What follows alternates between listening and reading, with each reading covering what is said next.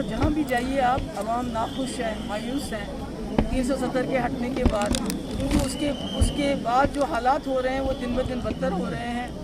ہماری جو حقوق ہے ان کو پامال کیا جا رہا ہے. ہمارے نوجوانوں کی بے روزگاری بڑھ رہی ہے دن بدن. 21.5% سارے ملک کے اندر اگر کہیں بے روزگاری ہے وہ جموں کشمیر میں ہے. لوگوں کو دن بہ دن مہنگائی بڑھ رہی ہے, مگر اس سے زیادہ جو لوگوں کو لگتا ہے کہ مرکزی سرکار نے ان کے ساتھ بہت بڑا دھوکہ کیا. 370 کو ختم کر کے ناجائز طریقے سے, غیر آئینی طریقے سے جو وعدے کیے گئے تھے 1947 میں جواہر لال نہرو اور ملک کے اور جموں کشمیر کے لوگوں کے بیچ میں جو ایک معاہدہ ہوا تھا, اس معاہدے کو توڑا گیا. اس کی وجہ سے لوگوں کا بھروسہ ٹوٹ گیا, لوگ ناخوش ہیں.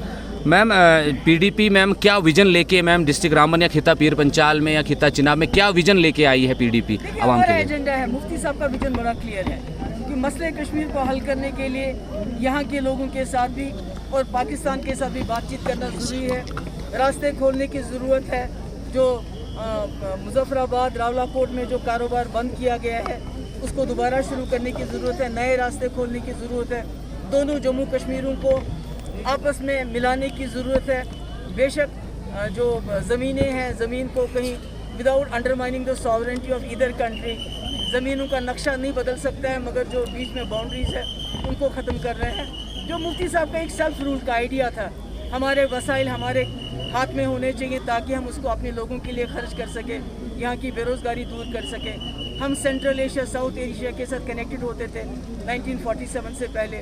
جو سلک روٹ کہا تھا, جس کو کہا جاتا تھا, جیسے کرگل اسکردو کا راستہ کھولا جائے, سری نگر زنگزانگ کا راستہ کھولا جائے, جموں سیالکوٹ کھولا جائے, یہ سارے ہمارے آئیڈیا ہیں. مگر اس سے پہلے جو ہماری خصوصی پوزیشن ہے اس کو بحال کرنا بہت ضروری ہے, کیونکہ اسی پہ جموں کشمیر اور ملک کے رشتوں کی جو بنیاد ہے وہی ہے. جب تک وہ نہیں ہوگا تب تک جموں کشمیر میں جو حالات ہیں وہ صحیح نہیں ہوں گے. میم سویلین کلنگز کے علاوہ باقی بے بات جو ایک انریسٹ سا ہے کشمیر میں میم, اور ایک ٹی آر ایف بھی میم ابھر کے آ رہی ہے, بڑے سوشل میڈیا پہ بیانات وغیرہ آ رہے ہیں, تو اس پر آپ کیا کہیں گے کہ یہ جو ماحول ایک سنسنی والا ہے اس پر کیا رد عمل ہے آپ کی طرف سے؟ بتایا جو پالیسی رہی ہے مرکزی سرکار کی, گورنمنٹ آف انڈیا کی, خاص کر 2019 کے بعد وہ بہت سپریشن کی رہی, بہت ظلم ڈھاتے ہیں. ابھی اخبار والوں کو پھر سے گرفتار کر لیا ہے اور کوئی عطا پتہ نہیں بتاتے ان کا. تو مجھے لگتا ہے جب کہیں ظلم زیادہ بڑھ جاتا ہے تو اس کا نتیجہ یہ ہوتا ہے اس کے خلاف لوگ کوئی نہ کوئی ریئیکشن دیتے ہیں. اور جو اس میں جموں کشمیر میں حالات ہیں, خاص کر وادی میں جو حالات ہیں, وہ اسی کا ریئیکشن. میڈم جی, انجینئر رشید کو جیل سے واپس لانے کے لیے کوئی آواز اٹھائی پی ڈی پی نے بھی؟ نہیں, ہم نے تو سب کے لیے آواز اٹھائی, ہم نے کسی کا نام لے کے آواز نہیں اٹھائی.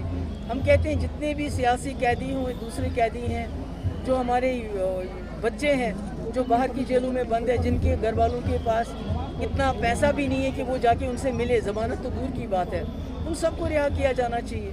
میم اسی سے ایک سوال اٹھتا ہے, جو پچھلے دنوں 500-600 لوگ جو آپ نے کل بھی اسٹیٹمنٹ میں بات کی کہ جو سویلین ہیں ان کو حراست میں لیا گیا ہے, تو اس طرح کی انویسٹیگیشن جو ہو رہی ہے جو کشمیر ویلی میں, تو ان پر آپ کا کیا رد عمل ہے؟ میں نے پہلے ہی بتایا, یہ بہت غلط ہے. اس طرح عام سویلینز کو پکڑ کے لے جانا جماعت اسلامی کے نام پہ, اوور گراؤنڈ ورکر کے نام پہ, پتھر بازی کے نام پہ, یہ وہ کہتے ہیں ناچ نہ جانے آنگن ٹیڑھا. یہ تو مائنورٹیز کو بچانے میں یہ ناکام ہو گئے ہیں, فیل ہو گئے ہیں. تو اپنی فیلیئرز, اپنی ناکامیوں کا جو غصہ ہے وہ عام کشمیری پہ نکال رہے ہیں, اور کچھ نہیں. بہت بہت شکریہ.